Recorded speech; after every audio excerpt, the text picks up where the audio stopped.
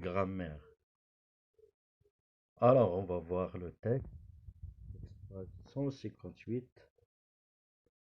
Je vais lire le petit texte. Regarde, papa, j'ai construit un petit moteur. Quand je serai grande, je construirai des robots. Ils obéiront à tous mes ordres. Bravo, ma fille, s'il te plaît. Pourrais-tu lire une histoire à ton petit frère? Il pleure. Moi, je vais continuer à semer mes carottes. Alors ici, c'est un dialogue entre une fille et son papa. Alors, la fille, elle veut construire un petit moteur parce que elle veut dans le futur construire un petit robot qui va obéir à ses ordres. Alors le père l'a demandé de lire une histoire à son petit frère parce qu'il pleure, parce que lui, il est occupé de semer les carottes. Alors, prenons les phrases qu'on a dans le texte. Alors, voilà. J'ai construit un petit moteur. Je construirai des robots. Pourrais-tu lire une histoire à ton petit frère? Je vais continuer à semer mes carottes. Je vais vous ajouter une autre phrase, comme ça. Je lui écris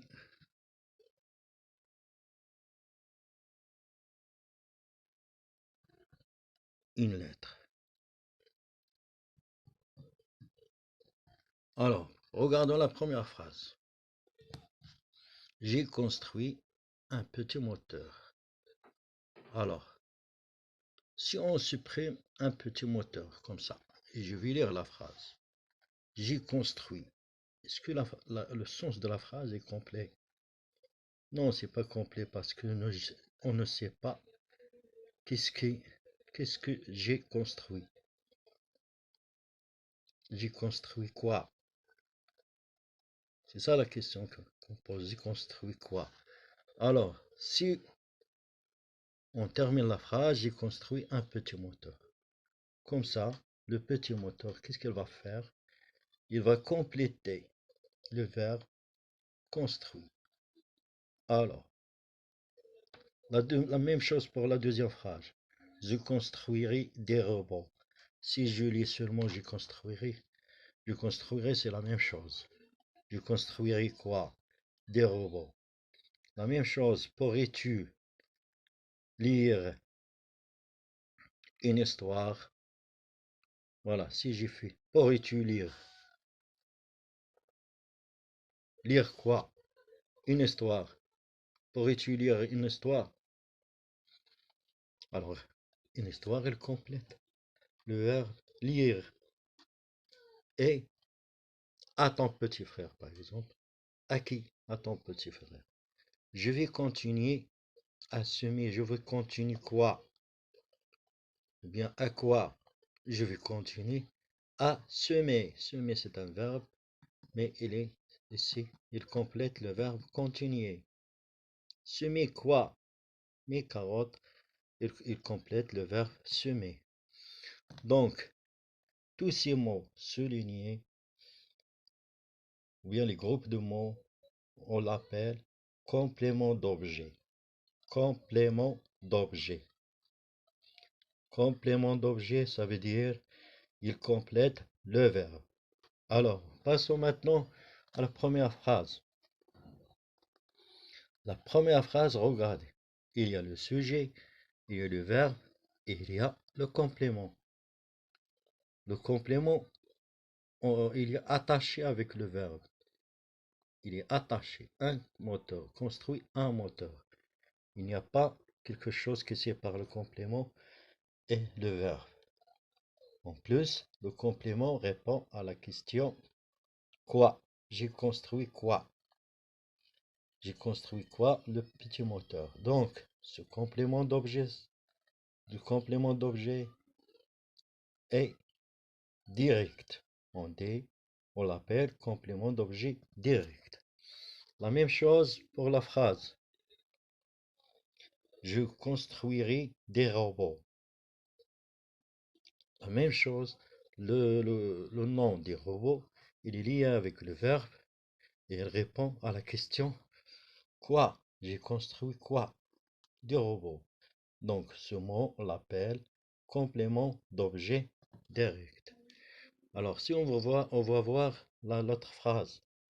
Pourrais-tu lire une histoire à ton petit frère? Alors on va voir. Une histoire d'abord. Il répond à la question quoi?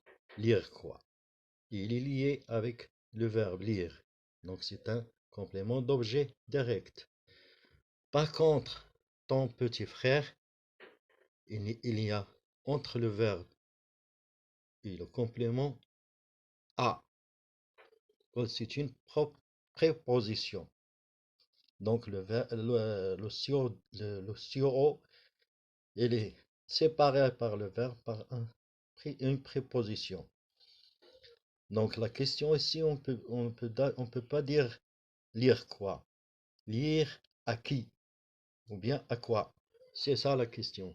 Il répond à la question à qui et à quoi. Ce complément qui répond à la question à qui et à quoi, on l'appelle complément d'objet indirect. La même chose, je vais continuer à semer. À semer. Je vais continuer à semer. Semer est un complément d'objet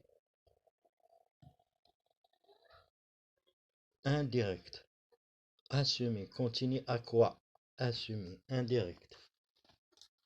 C'est un complément d'objet indirect. Et semer quoi? Mes carottes, c'est un complément d'objet direct. Dans l'autre phrase, je lui écris une lettre. Voilà. Ici, je lui écris quoi? Une lettre. Une lettre.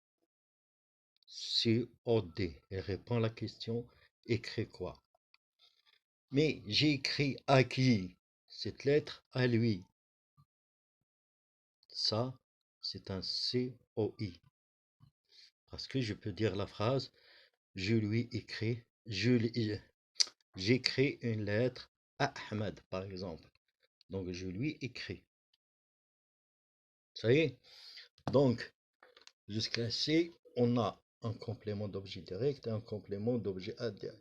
Le complément d'objet direct, il est lié avec le verbe. Le complément d'objet indirect, il est séparé par le verbe par une préposition. Les prépositions, il y a à, de, avec, sans, vous savez les prépositions. Maintenant, regardez. Ici, on a un complément d'objet direct. Mais, si on regarde le complément, il est formé par exemple un petit moteur. Il y a beaucoup de mots. Donc, c'est un groupe nominal. Par contre, dans la deuxième phrase, continuer, construire des robots. C'est un nom. Pourrais-tu lire une histoire? Une histoire, un nom à ton petit frère. Ton petit frère. C'est un groupe nominal.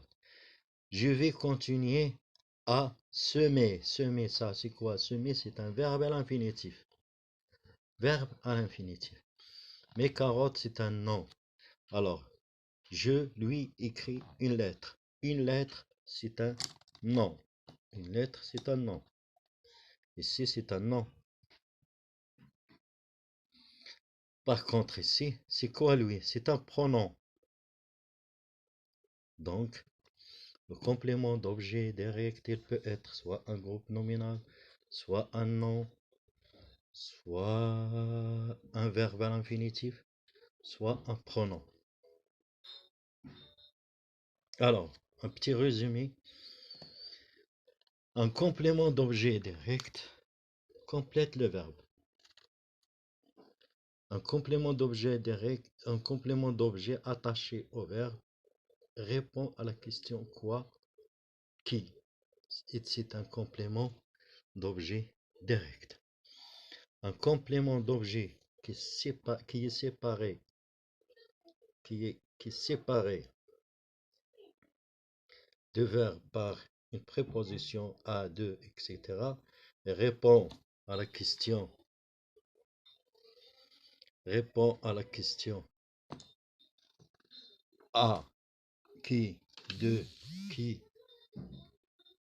est un complément d'objet indirect. Un complément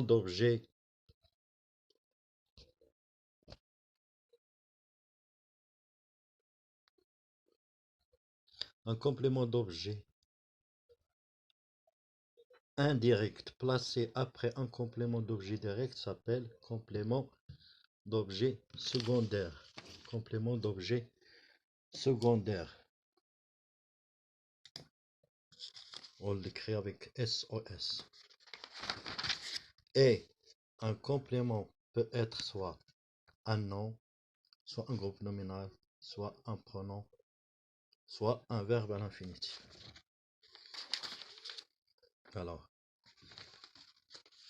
essayez de faire l'exercice numéro 1 et 2. L'exercice numéro 1, classe ces phrases selon qu'elles contiennent un COD ou un COI. Voilà, on a 4 phrases.